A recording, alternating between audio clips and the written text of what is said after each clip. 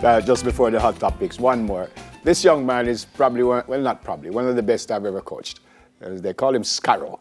His name is Chevon Stewart, was the captain of the St. George's College team back in 2015. Outstanding player, away now on scholarship. I love him so much. So happy birthday, Chevon. Coming from your aunt and the rest of the family, and of course from me. Time for the hot topics.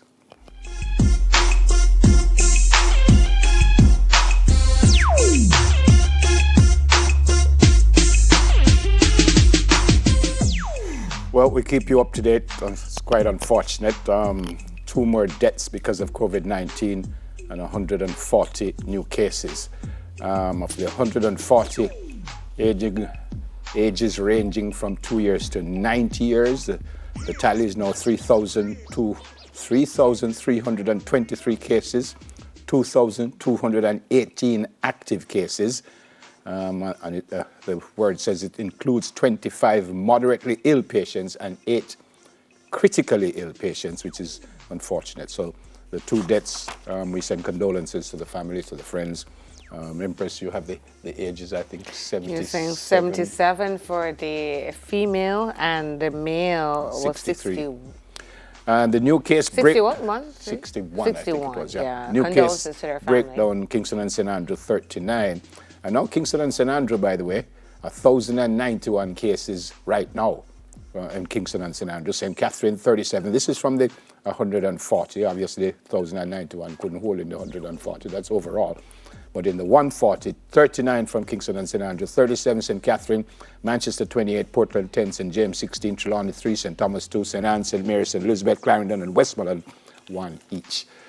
Wear the mask, please. Wash your hands, please. Sanitize, please. Because this, and I tell you something, I hope I'm wrong. I have a feeling this is going to get worse before it gets better. With what's been going on in recent times. It really may, and I'm hearing now that there are like a 150 or more than 150 coronavirus vaccines right now are in development across the world. And I know a lot of people are, one, afraid of the vaccine. Brazil has rolled out testing on folks as well, and people are very concerned. Yeah, they pushed back one either yesterday or the day before because of the side effects. They pushed back one that they gave someone one of the vaccine. I can't remember which country it came from. Yeah. But apparently the side effects was awful, or the side effect to the vaccine was awful, so they pulled it back. And they have to go back to the lab. Test it. I think in the States they said by the middle of October, which is next month. Some people are saying, well, that's too soon. Some say November. But hopefully they'll get it right pretty soon and we'll all be safe, because right now we're not. We have to look after ourselves, folks. And I just don't think we're doing that. I think... I keep asking, and I'm asking this because I plan to, hopefully by next Wednesday, I would like to come here and reveal other health hazard figures. I'm wondering how many people are dying of cancers and what kind of cancers in Jamaica, at what rate in comparison to COVID-19, because we have to be careful about neglecting the alert or the awareness of other health hazards. Cancer, Jamaicans, hypertension, diabetes. How many people are dying? I know the complications makes it harder if you contract the virus, but how many people are dying in Jamaica by murder? Yeah. At the hands of gunmen in comparison to COVID? I think we need to have a table that says, all right, yes, there's COVID and we have to be safe, but this COVID has just dominated the airwaves, that we have neglected some of the other health issues and social issues of our country. And I think that's important. What COVID-19 is also doing to the mental health of our people. I know UNICEF had a study the other day and revealed a study that showed you that basically our homes, our children are struggling because of the effects of COVID-19. And we have to look at that, the mental health issues, the physical abuse issues that is happening in homes because they're locked down. And most of the predators are people we know. So we have to be very aware and not lose sight of those issues because COVID-19 has dominated the airwaves. Be careful. We have I to don't look think at we everything. have, to be fair, and I think those issues will always be there, but I understand No, the no, point. no. We've I understand the point. neglected the highlighting, I think, because of everything is COVID. Yep. And there are other things related to it that we must also address. But anyway, what else is hot? JLP wants magisterial recount in 2 additional constituencies. Remember, they asked for one that ended in a tie, but now they're saying that they want South St. Anne Southeastern. PNP's Lisa Hannah beat JLP's Delroy Granston by 32 votes. First it was 14, and then when they had the recount, it went to 32. So I'm a little bit surprised that they're calling for a magisterial recount with that one, but that will go ahead on Friday. Meanwhile, in St. Catherine Northwestern, the PNP's Hugh Graham beat the JLP's Newton Amos by 22 votes, and that will also go for a magisterial recount. What's the next one? All right, moving on. An appeal for blood for Toots Hibbert, our great legend, musical legend, has been battling at the hospital, and now we hear an appeal from the culture minister, or former culture minister, Olivia Babsy-Grange, saying that the reggae artist Toots Hibbert is making steady progress in hospital, but appealing for everybody to donate blood. Just go and say that you're giving blood for Toots Hibbert. I was about to say, relax and get healthy, Toots. We'll see you soon back on a stage. Yeah, my we brother. love you. Yeah, my brother. I love you plenty. We love you.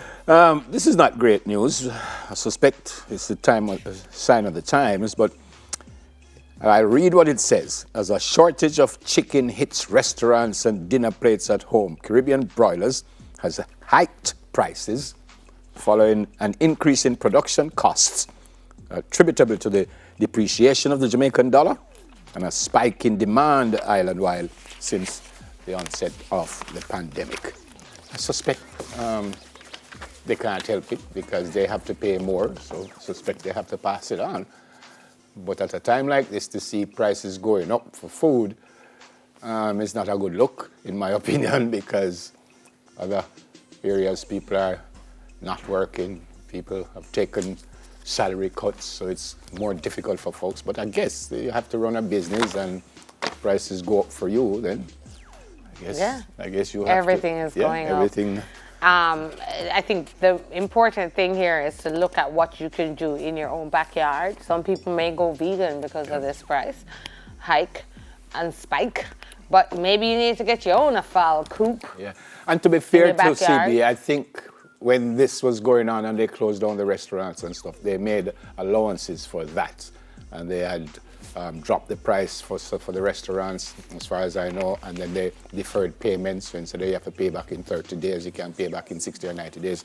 So I think they have made an attempt to help us out. But I repeat myself, but if it's tough for them, I guess to keep their business running and maybe to keep their employers at work, I'm not certain they have a choice. But again, at this time, I know it's tough. Also, we noticed that the Prime Minister has given Minister Kamina Johnson-Smith, right, her position, and she's also appointed again as Minister of Foreign Affairs and Foreign Trade. I hear a lot of calls, and this is important, a lot of calls in the public and social media space for a Minister of Education. You know, some of our children today are waking up and going back to school virtually. Some are going back face-to-face. I know some schools like AISK, the children are back face-to-face and they have observed the protocol. Some children have to go back online and aren't equipped, whether it's data or a device. And I'm really feeling it for the teachers, for the students, and I'm wishing everybody a healthy education season as we get through the beginning of a new school year. Neville, is so hard. I cannot imagine what the principals and the chairman of the boards of the schools must be going through. I sent a message to my principal yesterday because I just know that it's such a tough job. It's almost a job that you can't win. Yeah, and I will say for all of the heads, the chairpersons and managers of children's homes who are being asked to possibly lock down these homes, it ain't easy. Yeah. And I'm appealing to the public, if you can get to a children's home right now and offer tablets, like children's homes like Maxwell Park Children's Home, some bicycles, some tablets, and some internet. Please, 100 children on lockdown is not easy. And if it happens, I am just appealing because nobody knows the pain until you're in that position. So as you said, for the chairmen of schools, chairwomen, the principals, we really wish you all the best. May you go back to school. And as I said, the public and social media is asking for a Minister of Education so that we can find a solution. And again, to the principals, as Empress said, and certainly to my principal at St. George's College, Mrs. Campbell, you're the right person to lead us now. So we'll be fine. We'll be fine. I think we'll be fine if we just do what we're supposed to do. Again, wear the masks. Wash your hands, sanitize. And play football. Yeah, and pray for us. Pray. Let's pray for everyone. Going to go for a break. When we come back, it's almost time for the first edition of News in 5. Stay with us, please.